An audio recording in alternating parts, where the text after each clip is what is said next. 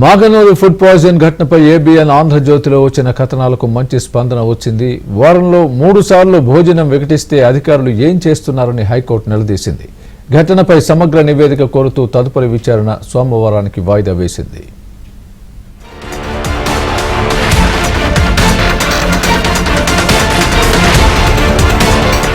నారాయణపేట జిల్లా Maganoor ZP హైస్కూల్లో food poison ఘటనపై Telangana high court తీవ్ర ఆగ్రహం వ్యక్తం చేసింది. అధికారులు నిద్రపోతున్నారా అని ప్రశ్నించింది.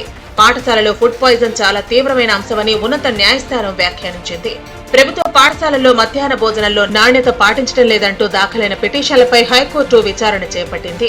పిటిషనర్ తరపున సీనియర్ న్యాయవాది కుడు ప్రభాకర్ వాదనలు వినిపించారు.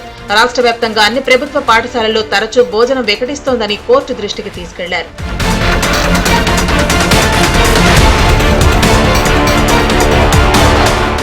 వారంలో 3 సార్లు భోజనం వికటిస్తే అధికారులు ఏం చేస్తున్నారని హైకోర్టు మండిపడింది.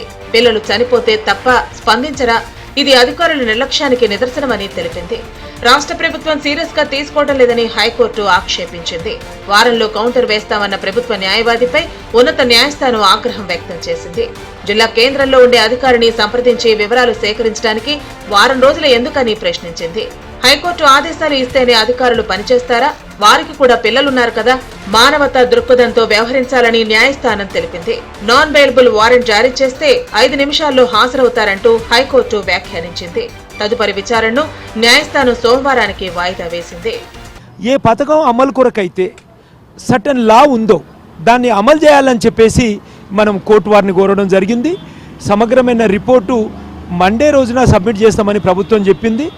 రిపోర్ట్ తీసుకున్న తర్వాత తదుపరి వాదనలు కొనసాగిస్తారు. దీని మొత్తానికి కారణమైన కింది స్థాయి నుంచి రాష్ట్ర ఉన్నత స్థాయి అధికార వర్గం వరకు నోడల్ ఏజెన్సీలో ఎవరెవరి బాధ్యతలు ఏమేమి ఉన్నాయి, ఎక్కడ ఫెయిల్యూర్ అయింది అనేది సోమవారం రోజున సమగ్రంగా నా వాదనలు కొనసాగిస్తాను. మాగనూర్ హైస్కూల్లో మధ్యాహ్న భోజనం వికటించి 50 మంది అస్వస్థతకు గురై వారం రోజులు కాకుండానే అదే పాఠశాలలో మళ్లీ 29 మంది విద్యార్థులు అస్వస్థతకు గురి కావడం కలకలం రేపింది.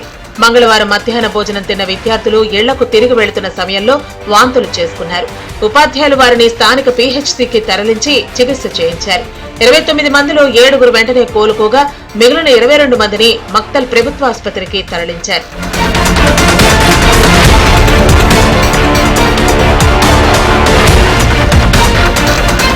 ఫుడ్ పాయిజన్ జరిగిన నేపథ్యంలో జిల్లా collector Sikta Patnaik, additional collector Ben Shalom, జిల్లా ఎస్పీ యోగేష్ గౌతమ్, ఆర్జేడీ నరసింహారెడ్డి సహా పలువురు అధికారులు పాఠశాలను సందర్శించారు.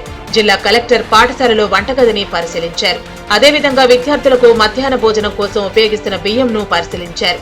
ఈ సందర్భంగా స్థానిక ఉపాధ్యాయులు అధికారులతో సంఘటనకు సంబంధించిన వివరాలను అడిగి తెలుసుకున్నారు. మధ్యాహ్న భోజనం వికటించి విద్యార్థులు అస్వస్థతకు గురైన సంఘటనపై పూర్తి వివరాలు సేకరిస్తున్నారు. అదేవిధంగా ఫుడ్ పాయిజన్ కు గల కారణాల కోసం అధికారులు విచారణ జరుపుతున్నారు. ఇక్కడైతే కంటామినేషన్ లేదు, కానీ బయట సోర్సెస్, బయట షాప్స్ అవి అన్నీ కూడా మనం మళ్ళీ క్రాస్ చెక్ చేసి ఫుడ్ సేఫ్టీ ల్యాబ్స్ నుంచి రిజల్ట్స్ కోసం వెయిట్ చేయాలి. ఈరోజు మళ్ళీ మేము తిన్నాము, ఫుడ్ కూడా తిన్నాము. సో నేను లాస్ట్ వీక్ కూడా మా అడిషనల్ కలెక్టర్ గారు, రెవెన్యూ ఆఫీషియల్స్ మేము కూడా ఇక్కడ విజిట్ చేశాము. సో ఆల్ ప్రికాషన్స్ తీసుకుంటాము. విత్ ఫుడ్ కంటామినేషన్ కాకుండా డిఫరెంట్ రీజన్స్ వల్ల కూడా అప్పుడప్పుడు ఇల్నెస్ వస్తాయి, డిఫరెంట్ టైప్స్ ఆఫ్ సిమ్టమ్స్ వస్తాయి. సో ఈరోజు ఒక మొత్తం హెల్త్ చెకప్ కూడా ప్రతి స్టూడెంట్కి చేయిస్తున్నాము. మనం మొత్తం మెడికల్ లింక్ కూడా ఈరోజు room by room class checkup చేయిస్తున్నారు.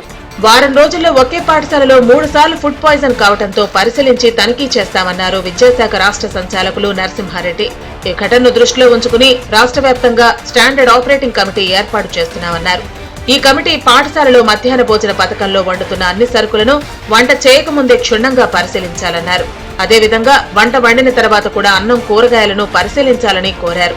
మాగనూరు ఘటనను గుణపాఠంగా తీసుకుని రాష్ట్ర వ్యాప్తంగా అన్ని పాఠశాలల్లో జాగ్రత్తలు తీసుకోవాలని ఆదేశాలు జారీ చేశామన్నారు. ఎవరైతే హాస్పిటలైజ్ అయ్యి అందరూ కూడా క్షేమంగా ఉన్నారు, అది సంతోషకరమైనటువంటి విషయం. అందరూ ఎవరింటికి వాళ్ళు వెళ్ళారు. కొందరు పిల్లలు ఈ రోజు కూడా స్కూల్కి రావడం జరిగింది. వాళ్ళతో కూడా నేను చాలాసేపు మాట్లాడాను. వాళ్ళు బయట తిన్నటువంటి విషయాలను కూడా మనం పరిగణనలోకి తీసుకొని దాన్ని కూడా ఒకసారి ఎగ్జామిన్ చేయాల్సినటువంటి అవసరం ఉందని ఇందాక కలెక్టర్ గారు చెప్పినట్టుగా దాన్ని కూడా చూసి మెడికల్ రిపోర్ట్స్ కూడా ఒకసారి చూసిన తర్వాత దాంట్లో వచ్చేటువంటి దాన్ని బట్టి మనం తదుపరి చర్యలు ఉంటాయి.